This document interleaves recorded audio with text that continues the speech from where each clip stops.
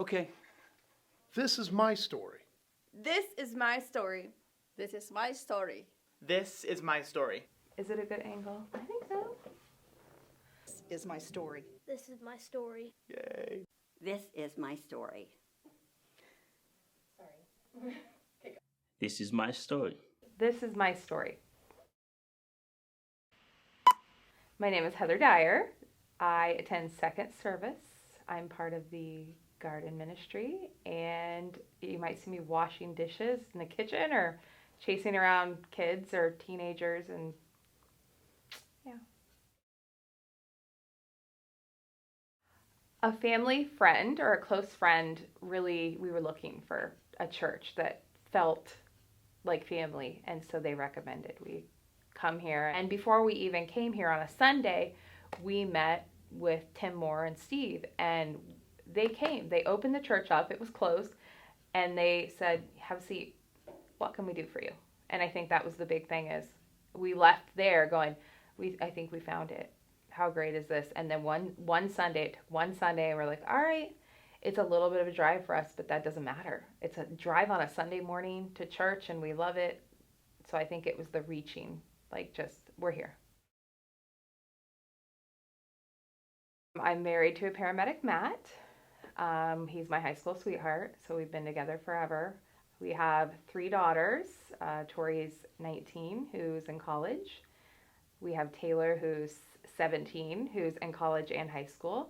And we have Hadley, who's in first grade, you see her running everywhere.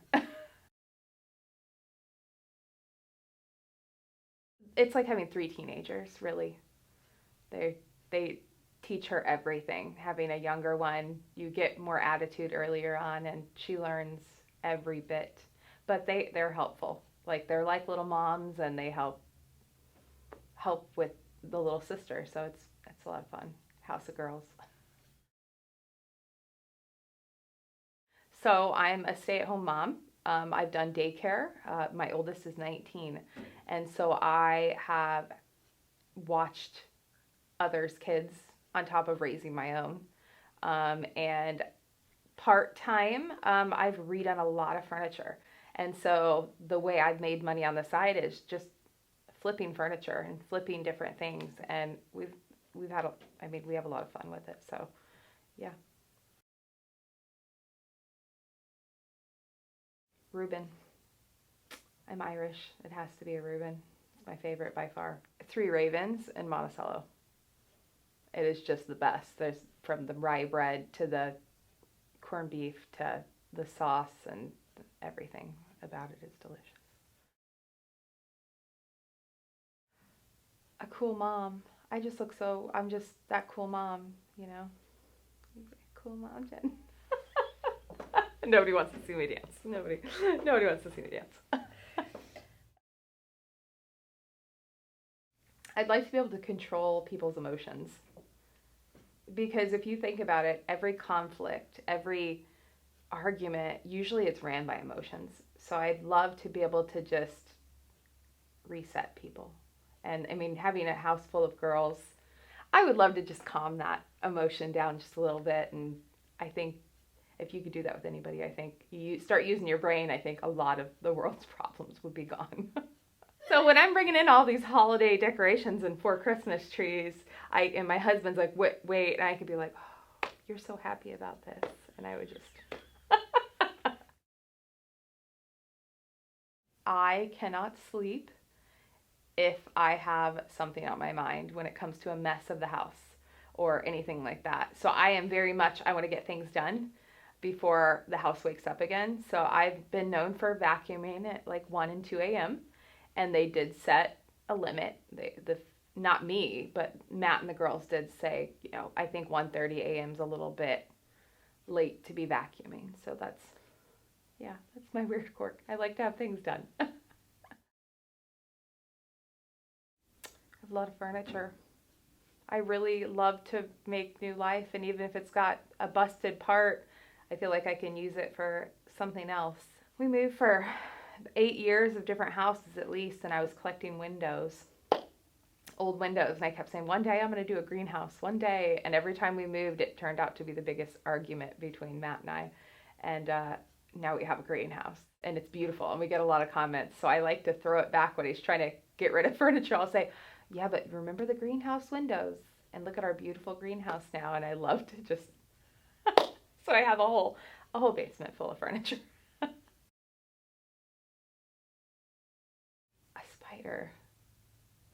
By far a spider, because they can be deadly, they're teeny, they can be anywhere. Spider. WD-40.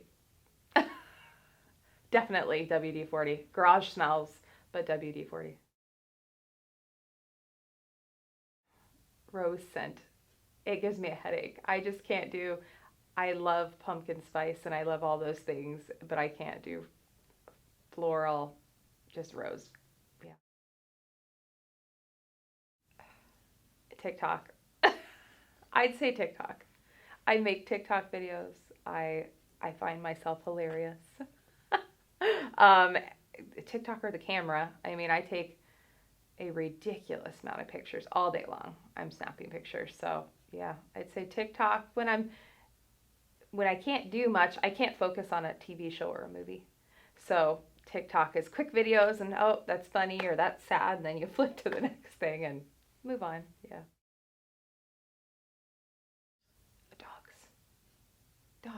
Dogs by far. We have 3 dogs. I've always had dogs.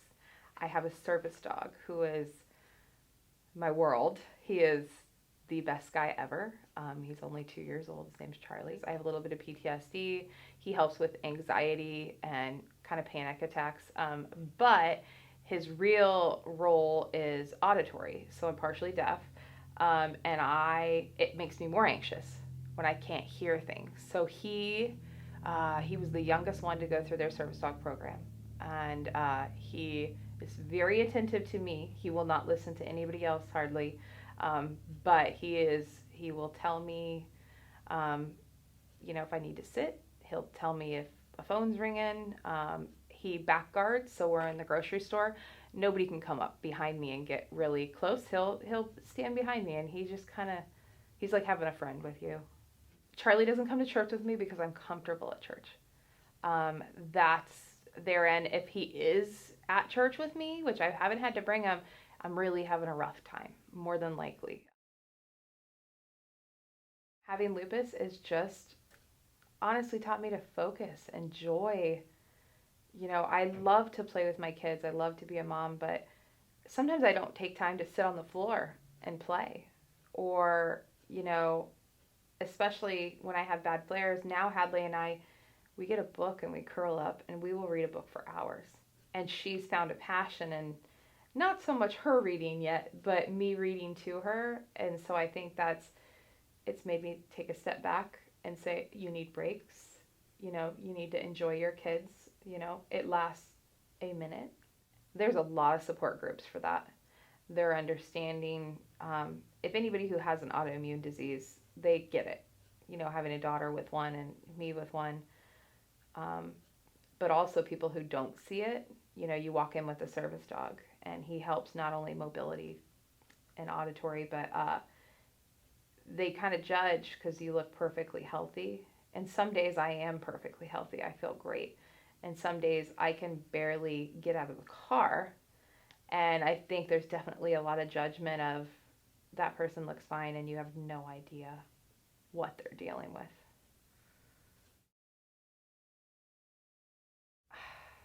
I hardly watch TV, so it makes it really hard. Well, so when I'm in the car, I listen to all the murder mystery podcasts and Border Patrol, which is, just real life, them, scanning and searching and trying to find out if people are telling the truth or not. So I guess that's, for me, one of the funny things is I have a huge interest in trying to tell if somebody's lying, which might not be a good thing, but I try to read people.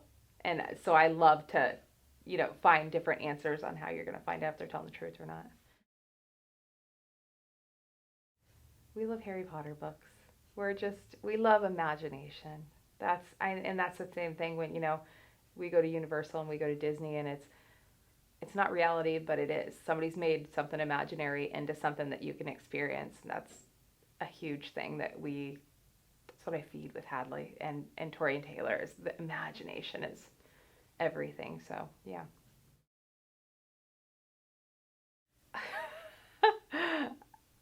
A comedy? Dolly Parton. I love Dolly Parton. That's who I'd want to be me. We're kind of fun and sassy. No, I just love Dolly Parton. I love everything about her. Yeah. I can't follow her footsteps. I'm not a good singer. At least that's what the girls say. But I feel like she loves kids. She's always trying to help. And my sister and I still, like, our little girls love Dolly Parton because we've just raised them to, isn't she great? We love her. Ireland. Because that's my family is from Ireland. We still have family who live there and farm in the original property. My aunt and my cousin actually went there and visited, stayed with them, and there's a really deep history there that our family didn't ever go back to Ireland, and there's a lot of hurt way down the line. So I'd like to go back and just see where we're from. Because we're all most of the guys are farmers, and that's what they're doing there too. 1,000 miles from nowhere, Dwight Yoakam. I don't. But should I be counting? I don't know. I guess, and God was pleased. I think, and God was pleased.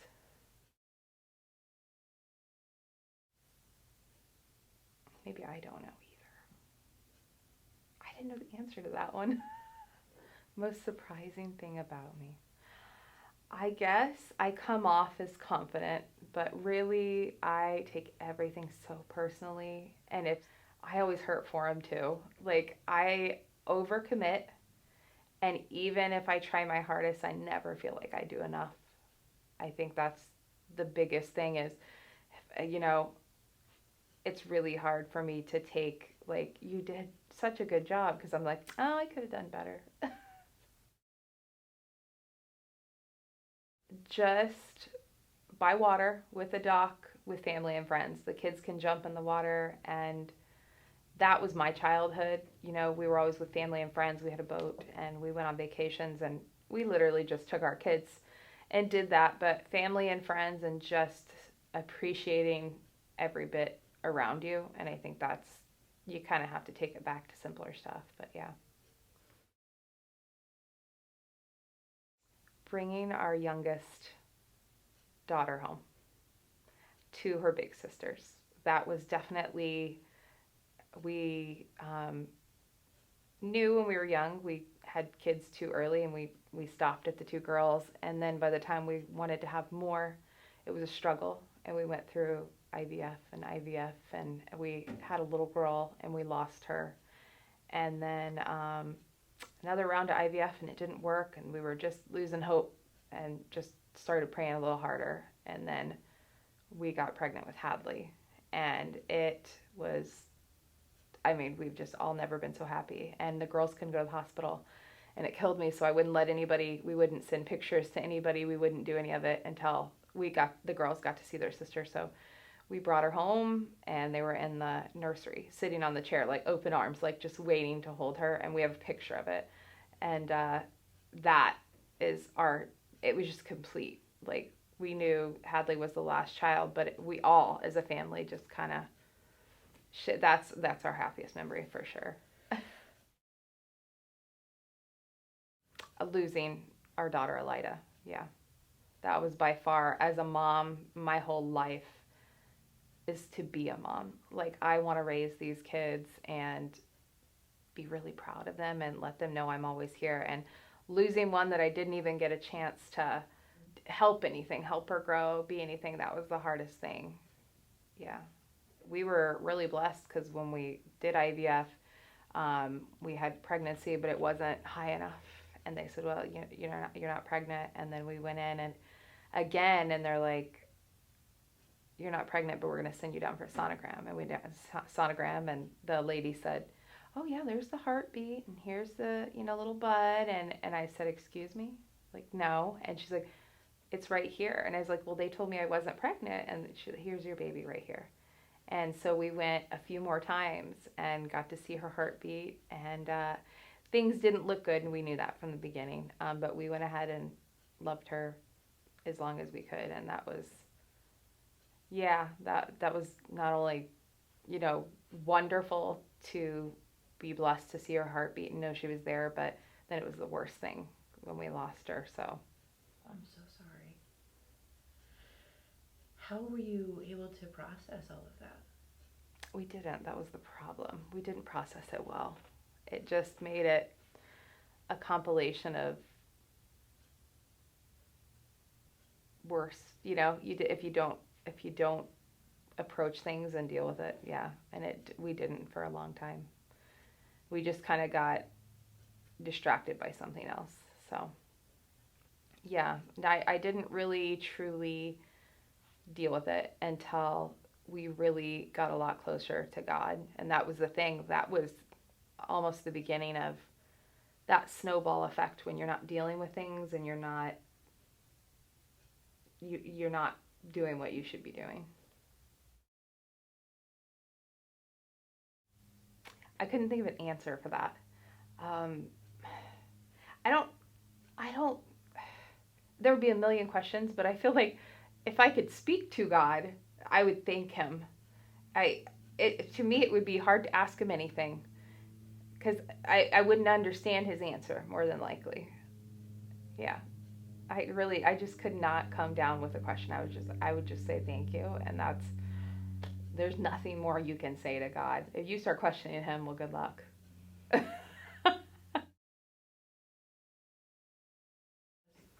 My grandma, she passed away when I was in about 5th or 6th grade, but she, every other weekend, my dad would take us to her house, and she was very strong in the faith, and she lived by it.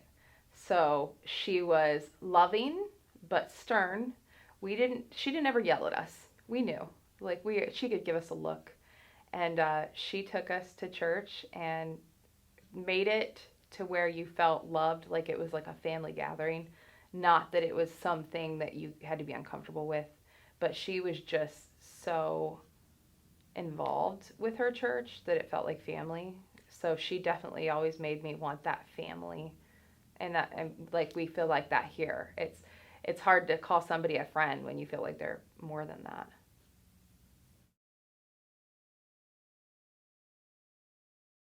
I mostly went to church with my grandmother.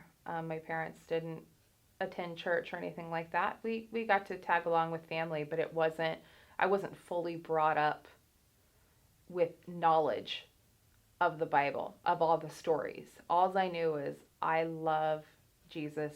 I know what he's done. I know what God did for us. And so I didn't have any question.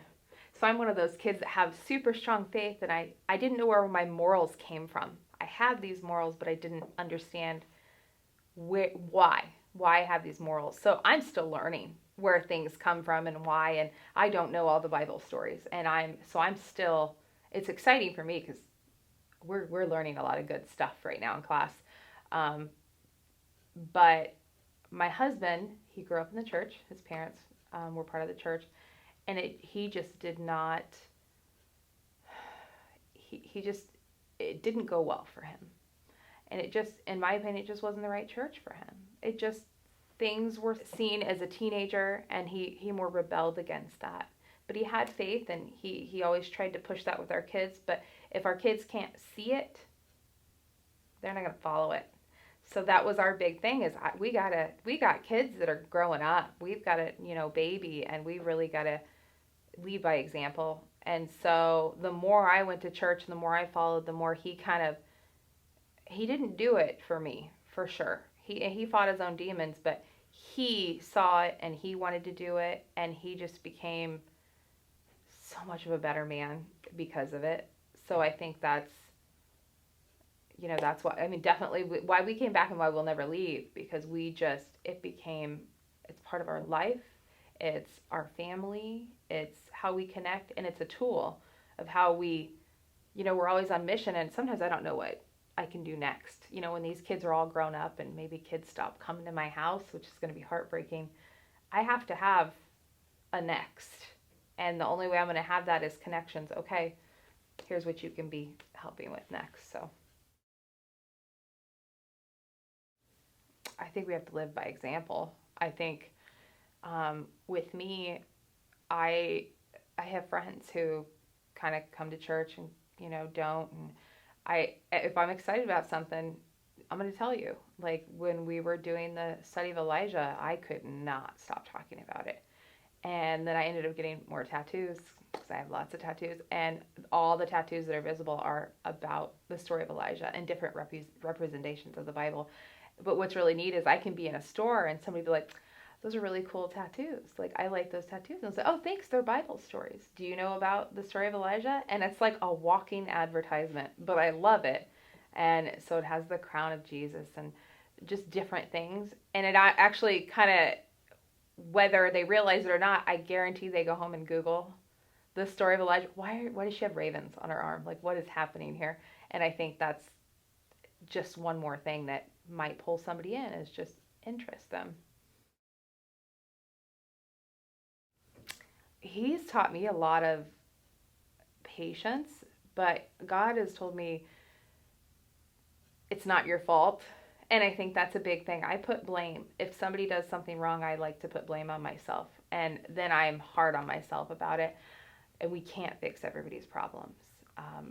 I really needed to focus more on what I can fix, what I can approach. So we were having a lot of issues as a family.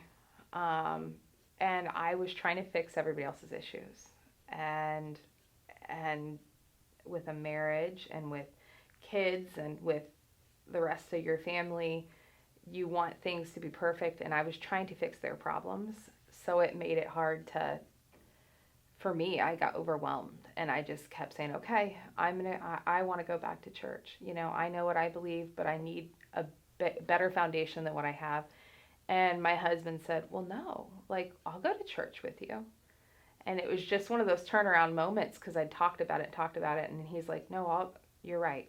We need to go back to church. And I said, yeah, we do. So that was kind of the beginning of healing. And even though we had lots of hiccups, and we still do along the way, that was seeing things differently. And I think learning that there's reasons why we have the morals that we do. And I think understanding why we do the things we do is a lot better.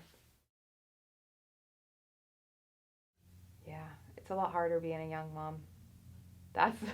I always tell my girls, I'm like, get your stuff together. Take the opportunity, enjoy life.